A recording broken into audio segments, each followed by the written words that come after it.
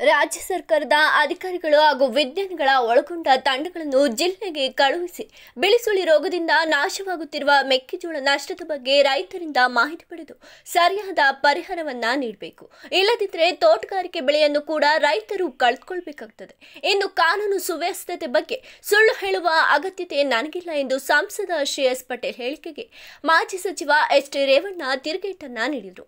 ನಗರದ ಪ್ರವಾಸಿ ಮಂದಿರದಲ್ಲಿ ಬುಧವಾರದಂದು ಮಧ್ಯಾಹ್ನ ಮಾಧ್ಯಮದೊಂದಿಗೆ ಮಾತನಾಡಿ, ಈ ಹಿಂದಿನ ದಿನಗಳಲ್ಲಿ ಜಿಲ್ಲೆಯಲ್ಲಿ 40,000 ಹೆಕ್ಟೇರ್ ಆಲೂಗೆಡ್ಡೆ ಬೆಳೆಯುತ್ತಿದ್ದರು. ಈಗ ಕೇವಲ 4,000 ಹೆಕ್ಟೇರ್ಗೆ ಬಂದು ನಿಂತಿದ್ದಾರೆ. ರೈತರು ಬೆಳೆ ಬೆಳೆಯುವ ವಿಧಾನ ಕಲಿಯಬೇಕು ಎಂದು ಹೇಳಿದರು.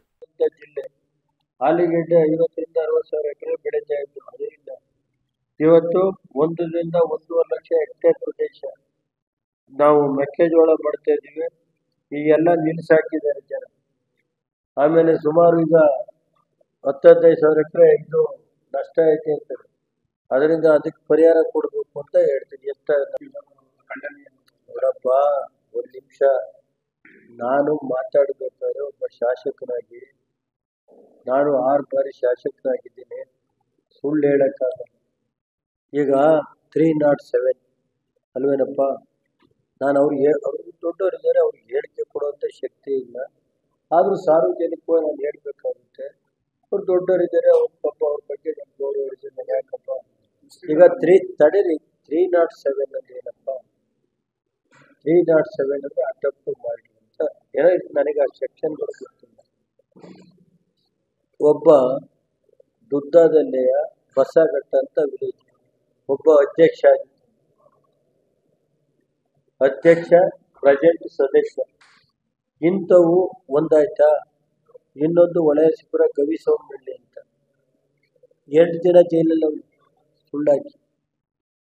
ಯಾತಕ್ಕೆ ಅನ್ನೋದ ದಾಖಲೆ ಸಮೇತ ಹೇಳ್ತೀನಿ. 8 ದಿನ ಜೈಲಲ್ಲಿ ಇರೋದು ಇವನು. ಈ ಹುಡುಗನ್ನ ಒಬ್ಬ ಅಧ್ಯಕ್ಷ ಅಲ್ಲಿ ಕಾಂಟ್ರಾಕ್ಟರ್ಗೂ ಜಗಳ ಆಯ್ತಂತೆ.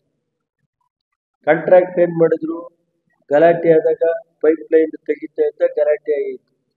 ಗಲಾಟೆ ಆದಾಗ ಅವರು ಗಲಾಟೆಯಲ್ಲಿ ಏನೇನು ಹೊಡೆದಾಟ ಆಯ್ತು, ಒಂದು ಪಕ್ಷ ಹೊಡೆದಾಟ ಆಗಿ ಅಲ್ವ ಸರ್? ಕೂರ್ಸಿ ಏನೈತೆ ಮಾಡ್ಬೇಕಲ್ವ ನೋಡ್ರೆ. ತಪ್ಪಿದ್ರೆ ಅವನ ಮೇಲೆ ಇವತ್ತು ಟಿಲ್ ಟುಡೇ ಒಂದು ಕೇಸ್ ಇಲ್ಲ. ಇದೇ ಫಸ್ಟ್ ಕೇಸ್.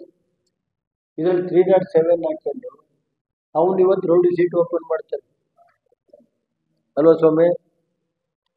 ಕಾನೂನು ಸುವ್ಯವಸ್ಥೆ 307 ಹಾಕಿ ಆಯ್ತು ಮಾಡಿದ್ದಾರೆ, ಸೀಟ್ ಅದಿರಲಿ, ಆಮೇಲೆ ಹೋರಾಟ ಮಾಡೋದು.